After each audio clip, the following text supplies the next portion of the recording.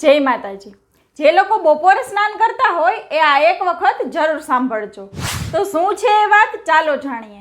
બપોરના સમયે ક્યારેય સ્નાન ન કરવું જોઈએ। બપોરે સ્નાન કરવું ખૂબ જ અશુભ માનવામાં આવે છે। શાસ્ત્રોમાં તેને રાક્ષસી સ્નાન માનવામાં આવે છે। જે લોકો 12 વાગ્યા પછી સ્નાન કરે છે તેમનું જીવન બરબાદ થઈ જાય છે। ચંદ્ર, શનિ અને રાહુ ત્રણેય ગ્રહો આવા લોકો માટે બગડે છે। આ ગ્રહોના બગાડને કારણે ગ્રહણ અને વિષયોગ બને છે। આ સંયોજનની રચનાને કારણે તેમના પિતા અને પુત્રને ભવિષ્યમાં મુશ્કેલીઓનો સામનો કરવો પડે છે। પરિવારમાં ક્યારેય સુખ શાંતિ નથી આવતી, તેમનું કામ પૂર્ણ થતું અટકી જાય છે। એટલા માટે શાસ્ત્રોમાં એવું કહેવામાં આવ્યું છે કે 100 કાર્ય છોડીને સ્નાન કરો અને 1000 કાર્ય છોડીને જમી લો। સ્નાન કરવાના 3 શુભ સમય છે।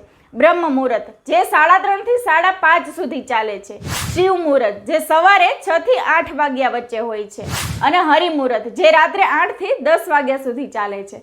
જો તમે આમાં કોઈ પણ શુભ સમયે સ્નાન કરતા હોય તો અમને કમેન્ટમાં જરૂરથી જણાવજો। જય માતાજી।